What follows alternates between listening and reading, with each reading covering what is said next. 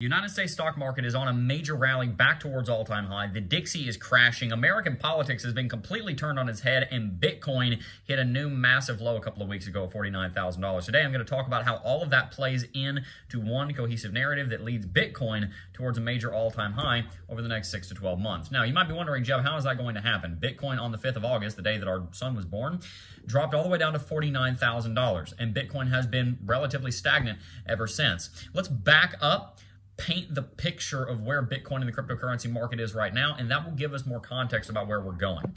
The most important news story of the century is going on right now, and that is the Kamala Harris versus Donald Trump battle that is playing out in the mainstream media.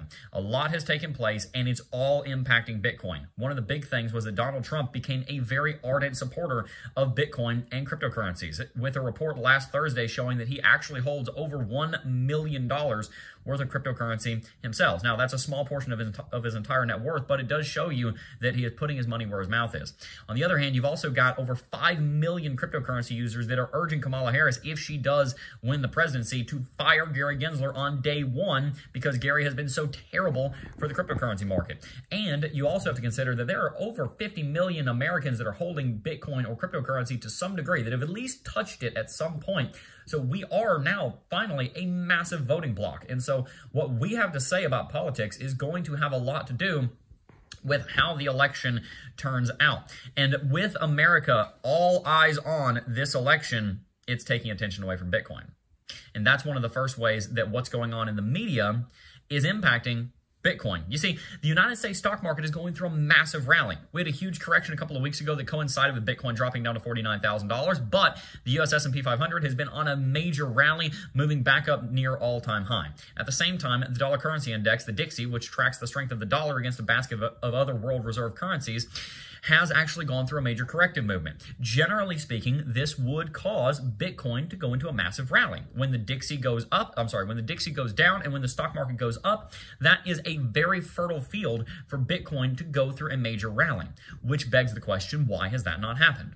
Well, again, when you look at American politics, all attention is on American politics, and there's not much attention at all on cryptocurrency right now. And on the other hand, when you have all attention on American politics, and you have the fact that the Ethereum ETF launched, and quite frankly, has been a huge letdown, it's not a surprise that Bitcoin has been trading sideways. But how does all of this tie into Bitcoin going into a major rally over the next 6 to 12 months? Well, here's the thing. I think that Donald Trump is the obvious winner of this election. If he doesn't win, it's going to be very suspicious, to be quite honest with you. The polls are just, they're very suspicious. Kamala Harris has come out with some policy over the last week or so. Finally, we actually get some policy stances on from her. One of her policies is that she wants to give $25,000 to first-time home buyers as a credit to purchase their homes. Of course, this money would be coming from the government. We thought a couple $1,000s of stimulus checks caused a lot of inflation.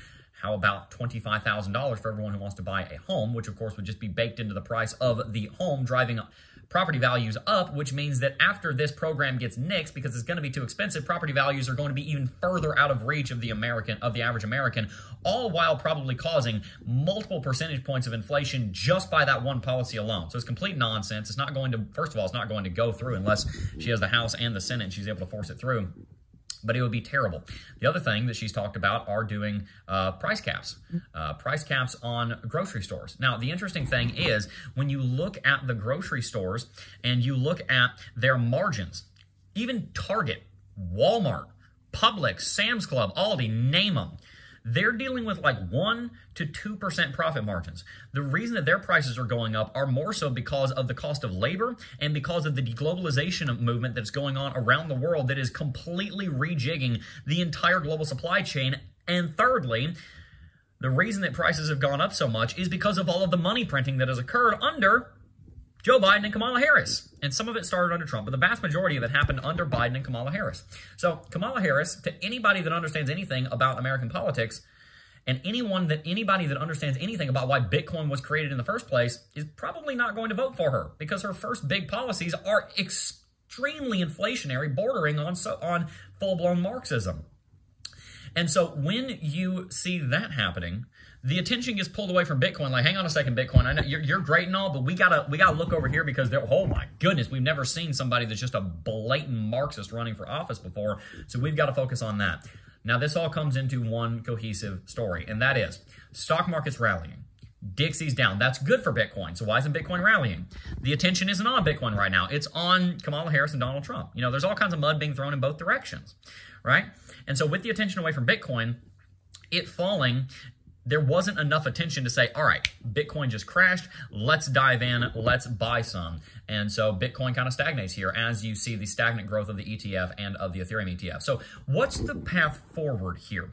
Well, I think markets around the world are sitting on their hands waiting to see the outcome of the United States presidential election. This will be the most decisive presidential election in the history of the entire United States. And that is not an overstatement. Of course, we've said that before, but of course, this election hadn't come up yet. It does continue getting more and more serious because some of the policies that are being put forth by both sides, but especially by the left, are starting to look a lot more communist, Marxist, extremely socialist, you might say. And for the purposes of Bitcoin and cryptocurrency, hyperinflationary. And so it's not surprising that all eyes are away from Bitcoin right now and on American politics, but that's going to change.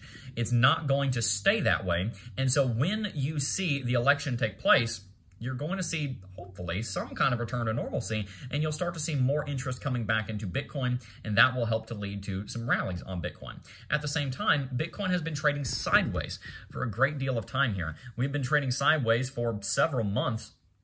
And so the likelihood of Bitcoin just continuing to trade sideways here while still being in a bull market is slim. I do think that Bitcoin is going to be able to go through a major rally. We've got some different reasons to believe that I'll be showing in future content as we break down some of the indicators and some of the fundamentals and some of the on-chain data. But the good news here is Bitcoin is not necessarily just going into a bear market. The biggest problem that is facing right now is one of distraction. The entirety of the American public and, quite frankly, the entirety of the global community has all eyes on this election for the next few months as it continues to boil.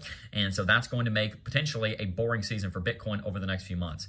That being said, whether Trump wins and starts buying Bitcoin as reserve currency for the United States and just takes Bitcoin off to the moon, or Kamala wins and she's pressured into firing Gary Gensler and then potentially even does it, hopefully the outcome of the election will be either it was okay, it was decent, or extremely bullish for Bitcoin in the cryptocurrency space in the case of Donald Trump winning, and assuming that he would actually keep true on his campaign promises.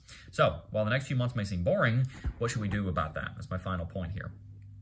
As the Bitcoin and cryptocurrency market remains boring, we should continue growing. We should continue growing in our understanding of who is President Donald Trump? Who is Kamala Harris? We should continue growing in our understanding of what is Bitcoin? What's its purpose? What is inflation? Where does it come from? Why is it so important that we combat inflation? Why is it so important from a governmental standpoint that we do not enact any more policies that are inflationary, that drive us into further debt? When you see the interest payment on the debt that the American government owes mostly to itself approaching $1 trillion a year, you understand that we've got to get the budget under control. We've got to get the inflation under control. And you also understand that to do that, you've got to have tens of millions of Americans come together around something to combat this notion that we can print ourselves into whatever we want, which is what Kamala's pushing, and quite frankly, Trump did some of it himself. And the leading culprit that is leading the revolution against this inflationary, anti-financial sovereign idea of just print money and hand it out like there's no tomorrow, spend like you're in Congress after all, is Bitcoin. Make no mistakes, friends, we are at a crossroads in civilization, and Bitcoin is one of the greatest tools that we have at our disposal to fight that war from the financial standpoint and keep inflation at bay if we should switch to a standard that is non-inflationary. Peace.